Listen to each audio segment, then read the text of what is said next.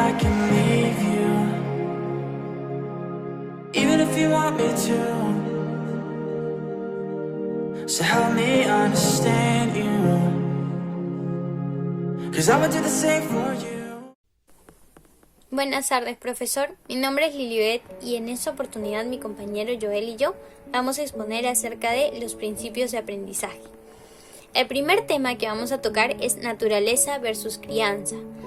Bueno, sabemos que la neuroestática y la neurodinámica son las bases o el apoyo que hacen que los seres humanos y los animales puedan ser capaces de desarrollar ciertas conductas durante los años de vida que ellos tienen.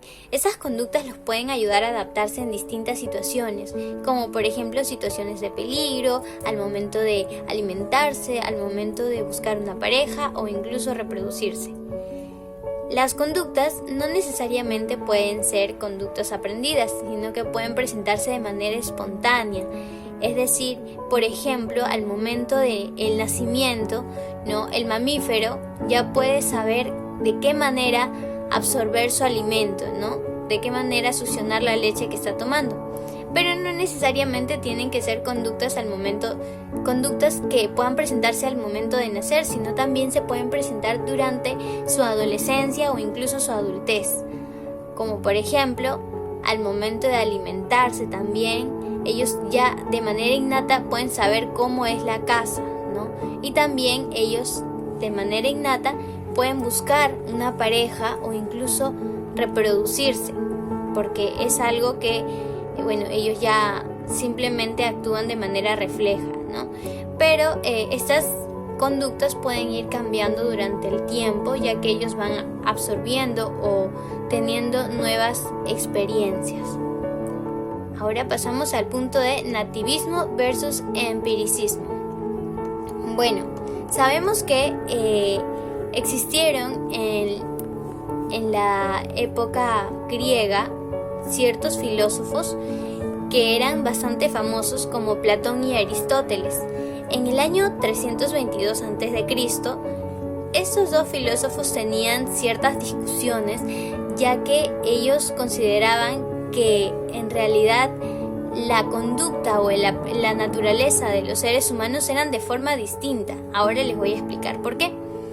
Bueno, Platón, quien era maestro de Aristóteles, consideraba que las personas tenían ya sus conocimientos de manera innata, es decir, ellos las tenían simplemente en el alma.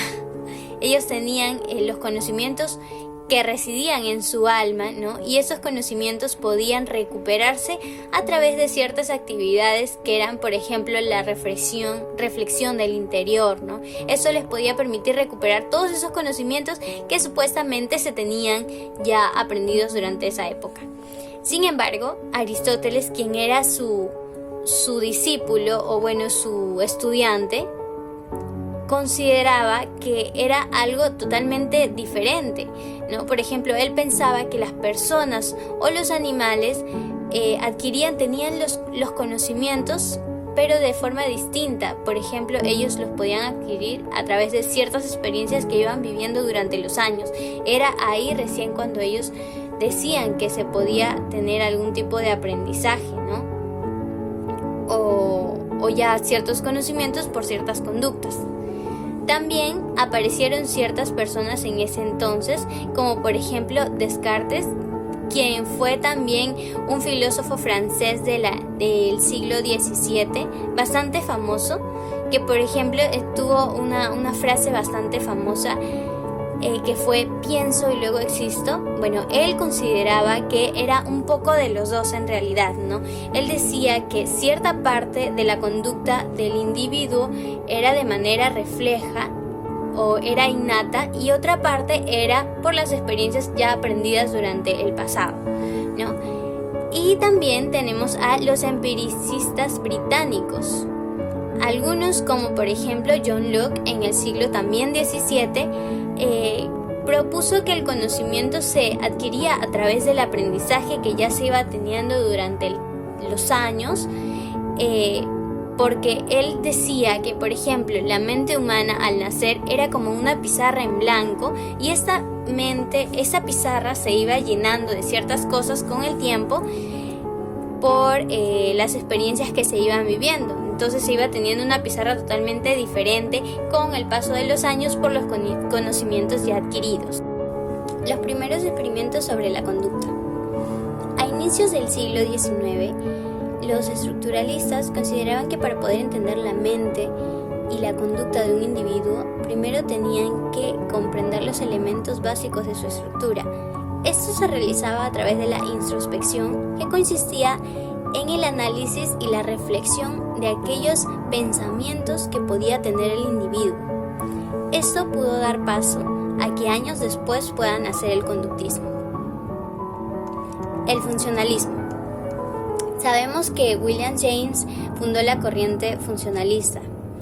Bueno, él consideraba que la mente humana había evolucionado o se había desarrollado para poder ayudar a su sociedad. Sin embargo, esta idea no fue únicamente de él. Esa idea que él tuvo fue basada en la idea de Darwin, quien consideraba que los ornamentos y armamentos de una especie habían sido seleccionados de acuerdo a su funcionalidad. El inicio del conductismo. John Watson fue uno de los primeros estudiosos de la conducta observable. Él criticaba bastante a los estructuralistas, ya que él consideraba que los estructuralistas estudiaban la conducta, trataban de estudiar o medir algo que realmente no podían ver, una conducta no observable. Sin embargo, él decía que la psicología debía centrarse en únicamente tratar de evaluar aquellas conductas que nosotros podíamos ver. Las 5 corrientes del conductismo. El conductismo metodológico de Watson. Como ya lo mencionamos, él tenía esa idea de que la psicología únicamente tenía que centrarse en aquellas conductas que podían observarse. Luego tenemos el neoconductismo de Hall. Él sugería otra propuesta. Él pensaba que aquellos fenómenos que no podíamos ver, nosotros necesitábamos operacionarlos para poder medirlos de alguna forma, pero que sí se podían medir. El conductismo cognitivo de Tolman. Bueno, él tenía una idea de que él decía que la conducta era el resultado de ciertas expectativas que podía tener el individuo o incluso aquellos procesos mentales que tenía. La teoría de aprendizaje social de Bandura. Él decía que el aprendizaje de un individuo podía basarse en la imitación de lo que él podía ver. Es decir, él decía que si uno podía observar alguna conducta que de alguna otra persona, esto se podía aprender y de acuerdo a eso imitarse también. Y por último tenemos el conductismo de Skinner, el conductismo radical de Skinner. Este conductismo de Skinner explicaba que la conducta de un ser humano se veía influenciada por el ambiente en el que se encontraba. Es decir, por ejemplo, alguna persona podía tener algún tipo de influencia de acuerdo al lugar en el que esta persona se podía encontrar. Sin embargo, él consideraba que los pensamientos y los sentimientos eran simplemente conductas que estaban cubiertas, conductas que simplemente no se tenían que tomar en cuenta porque no se podían ver, no tenían algún tipo de importancia. Bueno, ahora yo voy a explicarles acerca del condicionamiento. Tenemos 2 tipos de condicionamiento, el condicionamiento clásico y el condicionamiento instrumental. El condicionamiento clásico o condicionamiento pavloviano, ya que fue hecho por Pavlov, es un proceso de aprendizaje mediante el cual un organismo establece una asociación entre un estímulo condicionado y un estímulo incondicionado, siendo el estímulo condicionado capaz de elicitar una respuesta condicionada. Experimentalmente se obtiene de esta forma de condicionamiento exponiendo al organismo a un estímulo condicionado y un estímulo incondicionado en repetidas ocasiones. Condicionamiento instrumental. El condicionamiento instrumental o condicionamiento operante es un tipo de aprendizaje que sucede cuando los hechos son... Luego tenemos tipos de estímulos. Los estímulos pueden clasificarse en apetitivos y aversivos dependiendo del tipo de conducta que producen en un organismo. Los estímulos apetitivos producen que el organismo los busque. Por ejemplo, a una mujer que tiene apetito, esto hará que el organismo lo busque por sí mismo. Aquí tenemos un estímulo aversivo. Los estímulos aversivos producen que un organismo los evite. Por ejemplo, a una persona que se enferma. La persona va a buscar abrigarse para evitar enfermarse. Después tenemos tipo de respuesta. En tipo de respuesta tenemos dos, respuesta abierto y respuesta cubierto. La respuesta abierto, como se puede apreciar en la imagen, es toda conducta que pueda ser observada. Eso quiere decir todas las acciones que una persona realiza. Y en tipo de respuesta cubierto, como podemos ver aquí en la imagen, es todas las cosas que no se pueden observar. Eso quiere decir sus emociones, pensamientos, entre otras cosas que están dentro de nosotros o en nuestro interior. Después tenemos habituación y sensibilización. Habituación quiere decir que un estímulo se ha presentado varias veces al organismo y por lo tanto éste ha adaptado esa actividad que uno realiza. Por ejemplo, el hacer ejercicio continuamente, el mantener una comida saludable, el no ingerir productos dañinos al organismo.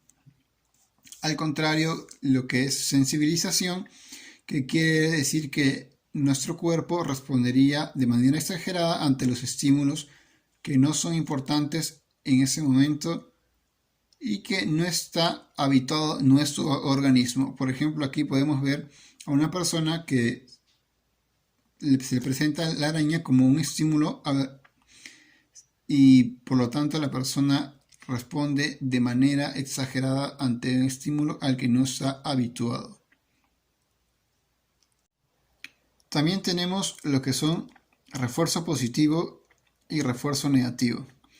Refuerzo positivo, por ejemplo, sería cuando a un niño la madre le incentiva a que guarde sus juguetes cuando acabe de jugar. Y al hacer esta actividad o esta acción, la madre lo recompensa con un elogio. En refuerzo negativo, a un trabajador que se le repite constantemente que tiene que producir más,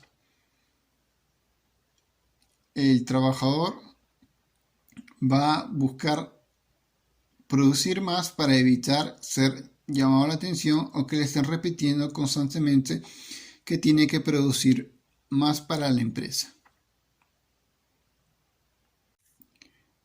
Por otro lado, tenemos también lo que es castigo positivo y castigo negativo. En castigo positivo, por ejemplo, podría ser, como pueden ver en la imagen, a una persona que se estaciona en un lugar que está prohibido y por lo tanto el oficial de policía le pone una multa. Esto haría que la persona busque no estacionarse en lugares que están prohibidos debido al castigo que busca cambiar su conducta de manera positiva. En lo que tenemos de castigo negativo este tipo de asociación se refiere a la frecuencia o probabilidad de la conducta disminuya. Por ejemplo, a un niño que la madre le quita el videojuego que le gusta jugar cuando no hace sus deberes o su tarea. se le quita algo que él le usa para cambiar su conducta negativa.